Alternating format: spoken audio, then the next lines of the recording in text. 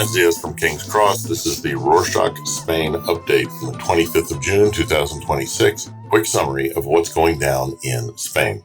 Kicking off this week, on Wednesday the 24th, the country experienced the most intense day of its first summer heat wave, with temperatures reaching up to 42 degrees centigrade, 107.6 Fahrenheit, and 5 provinces under red weather alerts. Unusually, the worst conditions are concentrated in northern regions such as the Basque Country in the north center and Calabria in the north, although the areas that are normally hit the hardest, including Andalucía, Extremadura, and Madrid, and the Ebro Valley, are also very hot. Nighttime temperatures are expected to remain above 25 degrees centigrade, which is 77 degrees Fahrenheit, providing little relief. Due to the extreme fire risk, many municipalities have canceled traditional San Juan bonfires normally held on beaches and in public squares. Some cities, such as Bilbao, are permitting limited celebration but under strict safety measures. Meanwhile, on Monday, the 22nd of June, the country opened applications for its 2026-27 subsidized holiday program for retirees, administered by Imerso, the country's Institute for Older People and Social Services. The scheme offers 880,000 discounted holiday places, with applications remaining open until the 10th of July. The program is available to Spanish pensioners resident in Spain, certain pensioners from other EU EEA countries, and Switzerland who are legally resident in Spain, and in some cases, Spanish citizens living abroad. Eligibility is limited to people who earn equal or below the amount of non-contributory retirement or disability pensions. The program is widely seen as a positive step towards social inclusion, enabling lower-income retirees to remain active, enjoy travel opportunities, and reduce the risk of social isolation without facing significant financial pressure.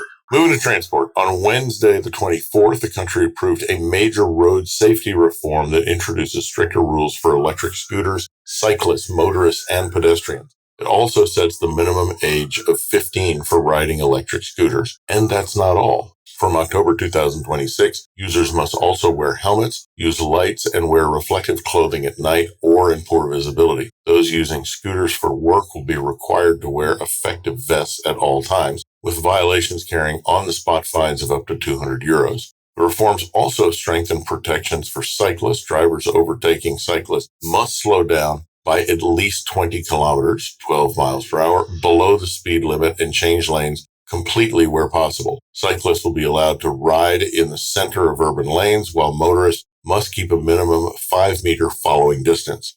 For children and families, the legislation also formally recognizes vulnerable road users and introduces safe school routes, traffic-calmed corridors designed to help children walk or cycle to school more safely. Also on Wednesday, the 24th, news outlet Reuters reported that the country is attracting a growing influx of wealthy foreign buyers seeking stable investments. According to the publication, the demand for luxury homes is rising in Madrid, Costa del Sol in the south, and other prime locations, primarily driven by investors from Poland, the U.S., and the Gulf states. Wars in Ukraine and the Middle East, along with political tensions in the U.S., have prompted many to diversify their assets. Southern provinces such as Malaga, Alicante, and the Balearic Islands, foreign buyers now account for nearly 40% of property sales, with Americans recently overtaking Britons on the Costa del Sol. While there may have been recent tangled measures aimed at taxing non-EU buyers buying second homes, the local planning restrictions, especially in highly populated areas,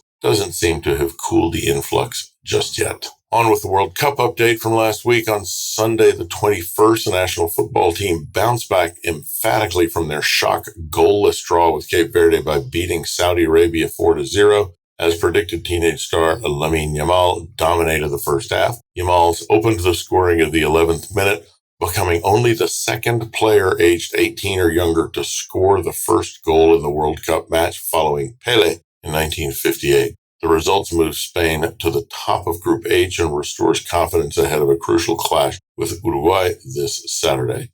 Turning to construction, on Wednesday the 24th, news outlet Sur in English reported that the construction sector is warning of a slowdown in activity linked to the war between the U.S. and Iran and rising energy costs, and is urging the government to include support measures in its upcoming plans. According to industry employers, 56% of firms have already seen reduced activity as energy prices rise, putting pressure on projects. The sector has also highlighted Spain's worsening housing shortage, now estimated by the Bank of Spain at around 750 homes, which could grow further due to supply constraints. Despite this, construction groups say recent government packages have not included targeted support for the industry.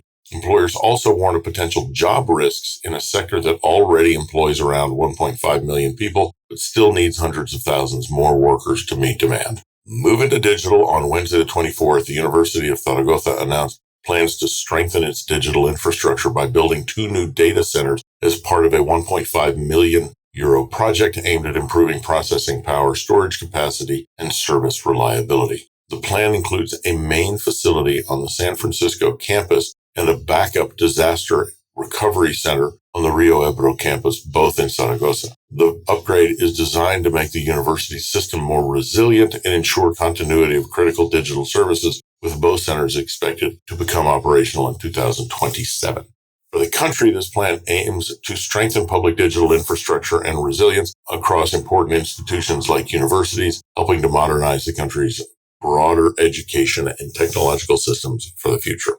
Continuing with educational institutions this week, the result of Catalonia's university entrance exams has sparked concerns after mathematics scores fell sharply, with the average dropping from a generalized score of 6.12 to 4.18, the lowest level in a decade. The decline was seen specifically in scientific mathematics, while applied mathematics for social sciences remains relatively stable, suggesting an issue with the exam rather than with overall student performance. Teachers and experts argued that the exam was excessively long and difficult to complete within the 90-minute time limit. Raul Fernandez, a mathematics professor and FIMCAT representative, said many students were unable to finish. Some left the exam in tears, stressing that the drop in results could not be explained solely by student ability. The Catalan Ministry of Universities acknowledged the disappointing results, but defended the academic rigor of the exam design. The issue has also been debated in Parliament, with calls for a review of the way the exam is structured. Onto the ocean. This week, it was announced that a replica of the 16th century whaling ship San Juan is being built by artisans at the Albaola shipyard in Gipuzkoa in the Basque Country. The ship isn't just intended as a museum piece, it's said to be a fully functional reconstructed design to sail across the Atlantic, retracing the route taken by Basque whalers in the 1500s. Over 500 years ago, hundreds of sailors traveled to Labrador in Canada, where they built one of the earliest large-scale whaling industries in North America. The original San Juan sank in 1565 in a region called Red Bay, where it was rediscovered centuries later as one of the best-preserved shipwrecks in the world. Beyond history, the mission is about cultural connection, tourism,